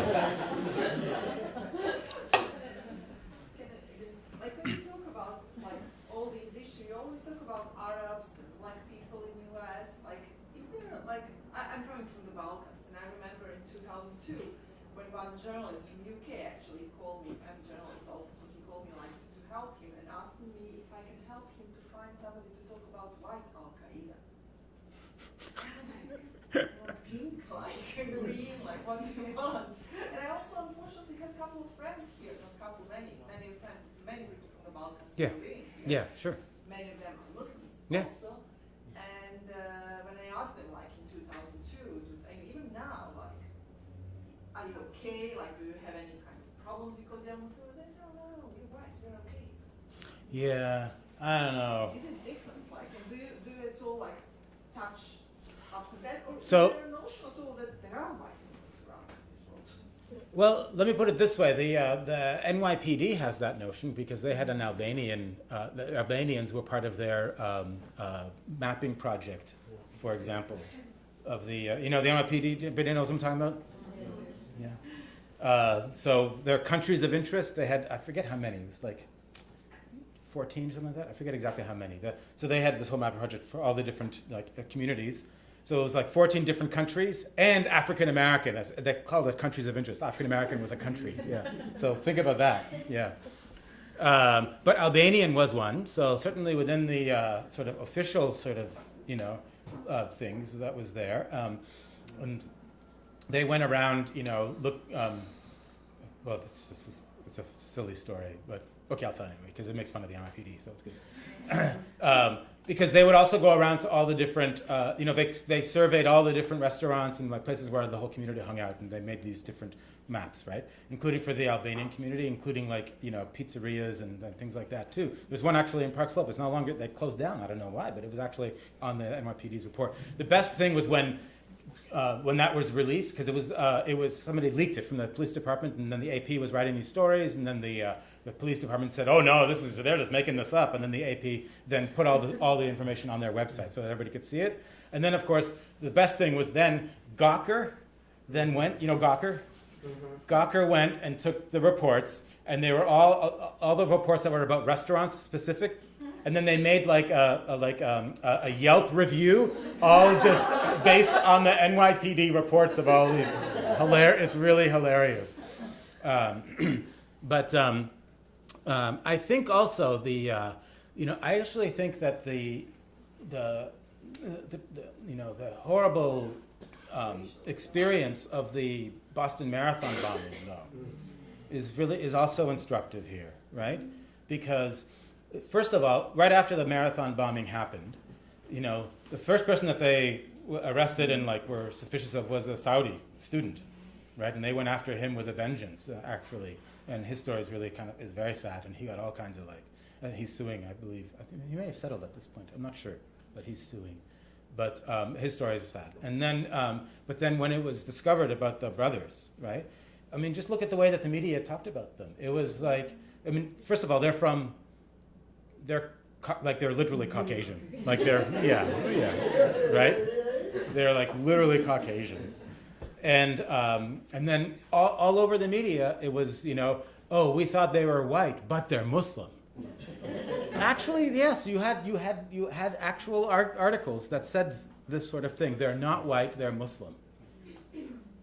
So I think one of the most important things to recognize too is a kind of racialization of Islam, right? And so there's a whole other. So yes, people can fall under the radar in different kinds of ways, for sure, right? And other people can't in other kinds of ways. A third of the American Muslim community is African American, right? And if you're African American Muslim, then you're getting it from multiple sides too, as well, right? And so it's complicated in certain ways, but I think if you want to sort of skate under the radar and you have that ability, there are a lot of very light-skinned Arab people too who yes, right. And so they might, and I know for a fact that a lot of people also change their names and do things like that. But you know the kind of violence that does to your soul, though. What kind of violence does that do to your soul? I was told a story when I was writing How Does It Feel about a man who worked at a Palestinian guy, worked at a law firm, and he couldn't get a job until he changed the name on his resume, right? Gets a job at this law firm. He goes in, he is like Whitey Whiterson at the firm, right? He's light-skinned, right? He just doesn't say anything about anything regarding the rest of his life. And the way that it was told to me, I didn't talk to him personally, so I didn't write it down, but this is the story that was told to me. And whenever he comes home, the person that told me the story knows this person very, very well. So whenever he comes home, as soon as he comes home, he gets dressed in the galabeya, in his Arabic clothes. First thing, he makes tea. It's super Arab, because there's a kind of violence there, Yeah. There's I'll give you another very quick example, which is there's a recent study that came out from the researchers at the University of Connecticut, and they were interested to know not a Muslim-oriented study, they were interested to know that if recent graduates would have a better time getting jobs if they self-identified as religious, right? And so they sent out a whole bunch of fake resumes around the Connecticut area, and then they replicated the study in the South to see if there was any differences between the two. So they have two studies that confirmed basically the same findings. And so they had a whole bunch. The control group was fake resumes that had no relationship to religion, and then there was you were part of equally qualified, but you are part of Campus Crusade for Christ, or you were part of Hillel, or you were part of the Muslim Student Association, or was on your resume, right? So they had it all worked out. And so you had, according to them, you had about if I remember, I think I do remember, it was like you had 36% less callbacks with the Muslim name and 42% fewer email responses with the Muslim name. It was the worst out of any of the control groups, any of them. In fact, they even made up a religion, Wallonian, and Wallonians did better than the Muslims. And there have been several studies like that, actually, so I'm just giving you the latest one. So. I have a friend who is a Lebanese Christian, American, ever since he was, I don't know if he was born here, but since his childhood. And his name is Osama. You should ask him for his story. Just because his name is Osama. Yeah. It's an Arab name and not a Muslim name. Mm-hmm. Yeah. And he's Christian, Yeah. Orthodox, practitioner, with all his family. Mm-hmm. I hate to derail a conversation from talking about these really important things that we're talking about, but if I may for a second go back to talking a little bit about oral history, since this is what Yeah, we're here. sure. I think a lot of what oral historians, or part of what oral historians do is think about archiving. And I'm little by little trying to veer away from thinking about archiving as just archiving in an institution, and trying to make an argument that maybe the first book is an archive in and of itself. What would you like to respond to that? I think that was a primary motivating. Can I piggyback on that? Please, yeah. Do you record your interviews, and what have you done with those recordings? Do you mind? Yeah. That's your question. So the way that I did How Does It Feel is I recorded many of the interviews, not all of them. Some of the testimony is like with I'm just hanging out. Like we would go shopping and things like that. Like, everybody was just like, I would just go with them wherever they're going and things like that. So I wasn't bringing a recorder for things like that. But I had a notebook and a pen. So I would take notes. Somebody would say something. We'd be sitting at the shisha. I had to go to a lot of shisha cafes and Dunkin' Donuts for writing this book. So people would be like just talking, whatever, like that, and I would like have I would take a little note underneath the table when I heard something that was interesting, so that I could get it right. But then with the formal interviews, then they were recorded, and the some of the stories also happened in the past. Like Rasha's story had happened before I had met her. It wasn't like I went to the Bergen County Jail and it's like, how do you feel today? Like I didn't, So the ones that have happened in the past is easier to record because they're telling you about their stories. And some of the stories are more, sort of in situ, like they're like it's happening at that moment, right? So it's a mix. I have them. There's a big box in my storage at home that has a How Does It Feel, and it's like locked up in my storage unit at home. So that's where it is. I just have to intervene there. You really should. You should find a place for them to go. And it should be a place that's going to be around for a long time. Because someone, years from now, is going to come to that collection and ask different questions. The questions we ask about Muslim American experiences now are not the questions that will be asked 20 years from now. Here will be a collection that people with new questions will bring new eyes and find new things.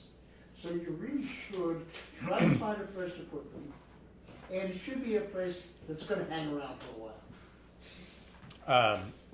Yeah. So I get it's an interesting point because we had a little like a mini discussion before this event, and the first question was do you consider yourself an oral historian? And I don't really consider myself an oral historian. I consider myself a journalist. I consider myself a writer. Go to the Brooklyn Historical Society and ask them if they'd like to. I just did an event there like 2 weeks ago. Right. It's a natural. But yeah, I think it's a very good point. I only say this not because I'm reacting negatively. I'm reacting positively. I'm saying this is another way of thinking about this stuff that I hadn't, I thought about it as like, this is the box where everything I researched, and now the book's out and the box is there. And so, but I did have the idea of it as an archive, though, when I was writing it. I had an idea that I wanted a place where people, I also came to the book with a writing challenge. I think of writing essentially as problem solving. And so, the problem that was in front of me, there were many problems in front of me, but one of the major sort of guiding problems that I put in front of me was I want to write a book that can be read by two different audiences and appreciated simultaneously. By the community, people from the community, young people that, like I'm talking to, who already know what these issues are and know what Islam is. I don't want to do like Islam was founded in, blah, blah, blah. Like, I didn't want to do that in the book, and my editor understood that immediately, so that was really good. She was like, yeah, we don't need an Islam 101 thing here. I'm like, good, because that's not what it's about. But I did want I wanted general readers to come to it and be able to read it too. And so you have to, that's the difficult thing, it's something you have to think about a lot when you're writing the works. But I wanted that because I knew that, as I was saying when I began, it was constantly this forward momentum that it was sort of propelling me. And I was like, I need to stop that because I want to have something that people can go to, because I didn't have that. And so I wanted to make something that people could actually go to and look and feel like they can find their stories there. So in that sense, it was an archive, at least in the sort of immediate sense. Like, I wasn't thinking perhaps that they could go to it in 100 years, but I wanted it to be a living archive for the people today. I have a question. Should I go? Yes, please. A question that's a little bit different. It doesn't really have to do with oral history, but I was wondering what your reflections are around the war on terror in the Arab world and the war on drugs in Latin America, or like what are your reflections and conversations in that sense? Yeah, I think it's a good question. It's an illustration of how war is a power grab by government, frankly. And it's an ideological, cultural phenomenon, too. And so, the whole war on drugs has been tremendously successful, hasn't it? It's like, it's such a catastrophe. And yet it's also this way that, wars never end in the within the United States anymore either. It's like when are we going to stop? It seems to me, even in the particularities of the war on terror, as things get worse and worse, especially in the Middle Eastern region and South Asia, as things get worse and worse, it's like the only solution that the political class has seems to be more war. It's ridiculous. When are they going to realize that more war is not bringing peace? It's actually also bringing more war. And so, it's like, I think the war on drugs is like intimately connected to also just to the imagination of the political class in the country, but also in the racialization of certain groups, in the criminalization of immigration as well. Like there's so many ways in which they're interconnected. But I think it's one thing to even declare a war on, like the demands, not that the war on poverty was a success, but the idea of having a war on poverty as an imagination, like as opposed to a war on drugs versus a war on terror, like it's already like the arc of the country. So. I'm going to go back to oral history, sorry.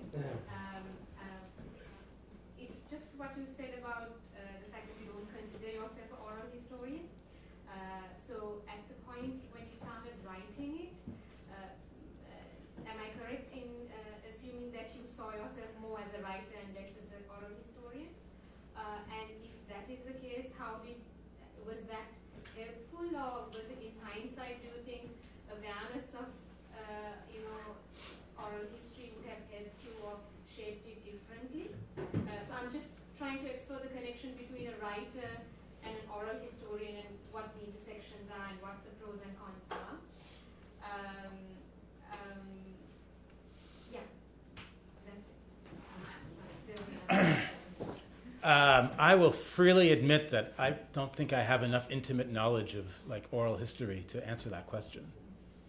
I mean, I guess I'm a practitioner by default in a sense, right? And so I've never taken an oral history course. I don't know what the beginnings of its methodology would be. I assume that it's very similar to what I do, but there probably are differences, and so it might be interesting, for me to sit down with somebody who's an actual oral historian and have that conversation. Let's frame it a little differently. That when you go out and talk to people, Mm-hmm. what you're collecting are their interpretations. Mm-hmm. Then you sit down and you work up your interpretation. Mm-hmm. So within your mind, there is that negotiation between their story and your story. Yes. And there's an overlap, and then you have to decide what parts of their story are not going to be told because they're not part of your story. Mm-hmm. What part of your story are you going to have to give up because of their story has told you that your story Mm-hmm. is not as good as their story, or maybe your story is better. That in some sense you can be a therapist almost. Mm-hmm. That when a client analyst then goes to a psychoanalyst, the assumption is that their story isn't good enough. That they need the analyst to really get what the story is all about. Right. Well, we go into the field, and sometimes their story is much better. Yeah. And there's this kind of these negotiations that go on all the time. Yeah. Now, I'm sure that when you wrote your book, that was in your mind all the time.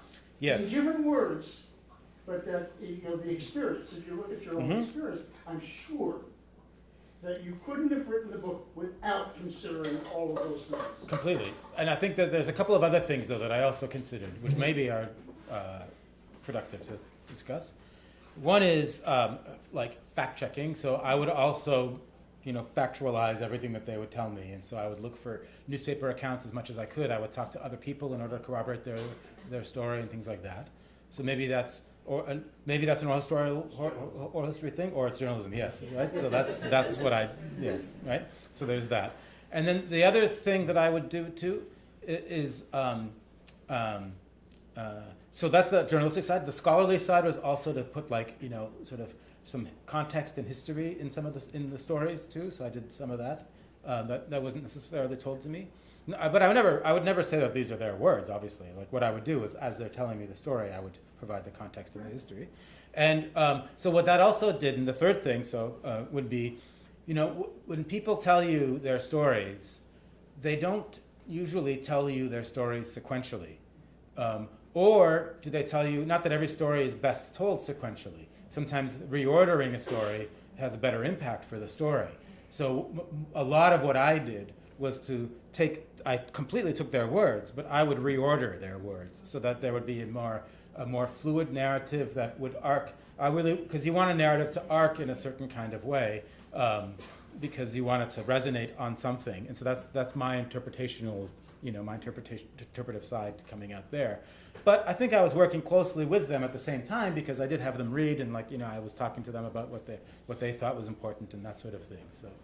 Was there ever a tension between authenticity and creativity and imagination in your writing process? Well, not between our relationships, like my relationship with them individually, which could pop, if I be completely honest about it too. I mean, I have some cultural capital to these young people as well, because I'm older, I'm a professor, whatever like that, and so, they may have just said, they may have agreed to do what I wanted to do because I am the authority in a sense, right? And so I recognize that could be part of the situation. So that's that relationship between them. But I think that's minimal because we got along really well generally. So, and then on the you mean within myself, was there a creative tension at times? Yes. Yeah, probably. Yeah. Like I said, writing is problem solving. So every sentence has some creative tension in it, I feel. And so you're always trying to figure out what's the best way to balance many different things when you're writing. And so that's part of the things that you're balancing. I just was wondering about your own feelings while you're doing the research. I'm also focusing on collecting interviews from different family members of the released. And being Malaysian myself, I often find doing so much of this research takes a toll on me psychologically.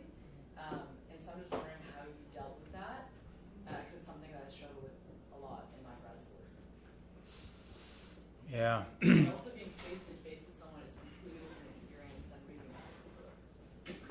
Oh, completely, for sure. And I've done a lot of other journalism too, besides the book as well. And so you see a lot of that whenever you travel and talk to people. And some of it's so like enormously, I mean, anybody who's done any journalism like that deals with the after effects of war. I've done some of that, and then how difficult that is. So in some ways, this book is a little bit easier than those kinds of circumstances, right? Because it's not it's not a litany of horrible things that have happened. Because sometimes that you need to represent that, So, but nevertheless, I mean, like even still, listening to the difficulties that these young people were going through was at times, I mean, when I'm telling you the story about Rasha, too, like sort of just being so steely about the way that she told her story, and then I remember telling my friends at the time, or my partner at the time, and I was like, just how difficult that was to listen to, and at the same time, it was also really difficult emotionally to carry out that interview too, because you also have to look at your notes and you're trying to think of what's the right next question, and you're trying to frame it and but you want to be totally empathetic and it was really difficult to listen to a lot of it. And what I would do is I would transcribe my interviews word for word as well, because I found that tremendously useful. It's very time consuming. So if you're working on if you're a journalist that's on a daily, then that's really hard to do. I think you just listen for the right stuff. If you record a lot of daily journalists probably don't even they'll just write notes. But I knew I had the time, and I had these long interviews, and transcribing every word was super important, because sometimes you miss certain things when you're there in the interview, and if you're only writing down the minute when you think, sometimes you're like, oh, 6 minutes, she said something really interesting at 6 minutes, or whatever. That's not good enough. You have to really go back and listen to everything all over again. You hear things in the intonation. You hear the questions that you missed, so that you can ask them the next time. So that was also really, really useful. But when I would do that, that was again you relive a lot of the difficulties all over again when you're doing that, and sometimes that would be even worse actually, because you're really in it at that point. When you're actually performing the interview, you're often trying to juggle 3 different thought processes at the same time. I was not the right person to come home to when I was doing those things. But I think. A writerly community is always helpful, or people around you who understand what it is that you're doing is tremendously useful, so that you can share stories. The only difference between what you do and what we do as oral historians is we have a lingo for it. A lingo for it. No, it's clear from the way you're talking that you're very much thinking about the same questions that we are, and thinking in a lot of the same ways. So it's really, really neat to see these 2 things come together. I think we'll end with something quick. Quick, I just want to underscore the importance, not necessarily of studying what oral history is, but of making sure that you preserve those people and the transcripts. And the institution that's going to be around for a while, that's what I said. That's That's the signature, actually, of oral historians, is that we have speakers come who do things that look like what we do, and then we hound them to the side. That's how you can tell. So, this is the 5th out of 12 events in this series. So far, we've talked about public interviewing, performance, poetry, murals, mapping, literary journalism, as a huge range of ways to bring oral history to the public. And in our next event, we're going to be talking about jazz. So Miguel Zenon on December 3rd is going to talk about a project where he interviewed Puerto Ricans about their experiences moving back and forth between New York and Puerto Rico, and created a jazz album from that. So please join us. There's a sign-up sheet here and one in the hall, and thank you so much. And thank you all.